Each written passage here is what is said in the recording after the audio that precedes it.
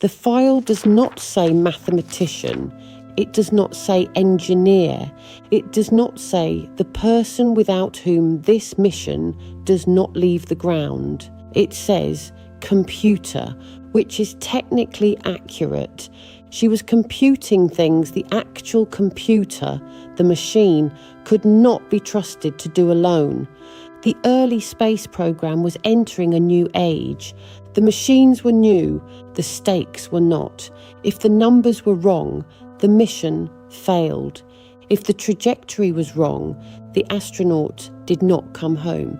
And at NASA's Langley Research Centre, some of the people checking those numbers were black women working in a segregated room under a job title that made them sound like equipment.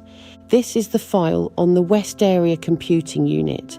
It began during the Second World War, when the agency needed mathematicians and women with the skills to do the work. The women were placed in a separate room. The records called them computers, not analysts, not engineers, not mathematicians, computers, a neat little administrative trick.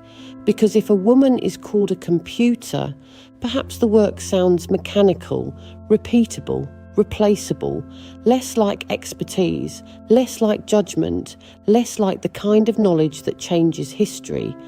Dorothy Vaughan arrived at Langley in 1943. She had been a teacher. She expected the job to be temporary war work. She stayed for 28 years.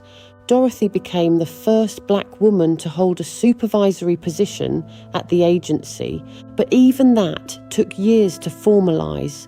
For a time, she was already doing the work, guiding the team, checking the calculations, managing the room, training the women, solving the problems.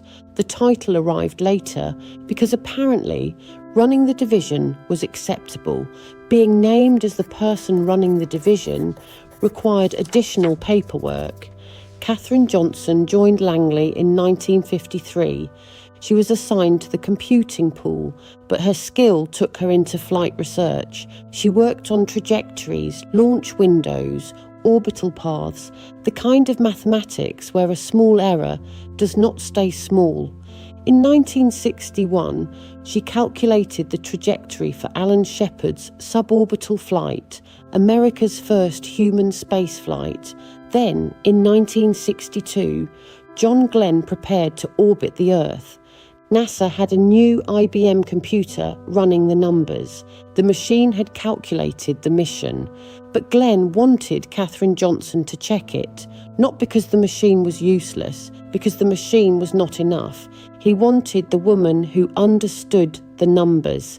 She checked them. They matched. He flew. The record remembered the mission. The headlines remembered the astronaut. The photographs remembered the rocket. The calculations sat quietly underneath the whole thing. Mary Jackson started at Langley in 1951. She wanted to become an engineer.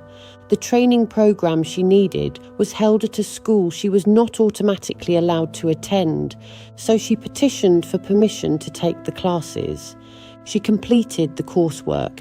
In 1958, she became NASA's first black female engineer.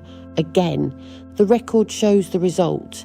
It rarely shows the friction, the extra steps, the permission, the delay, the quiet absurdity of being capable enough to do the work, but not automatically entitled to enter the room where the work was taught.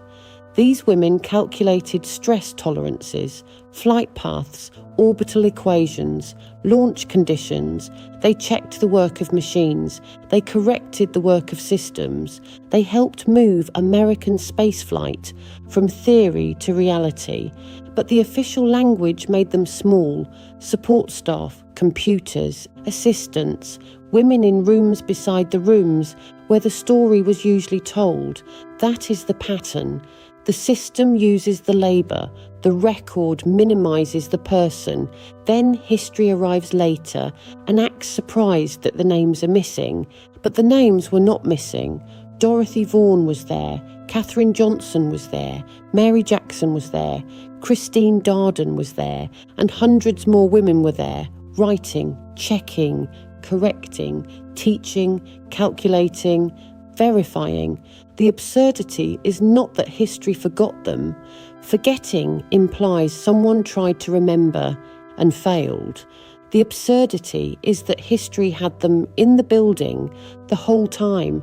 It had their desks, their files, their calculations, their corrections, their labour, their proof, and still managed to file the story under someone else. In 2016, the film Hidden Figures brought some of their names to a much wider public. In 2019, the street outside NASA headquarters was renamed Hidden Figures Way.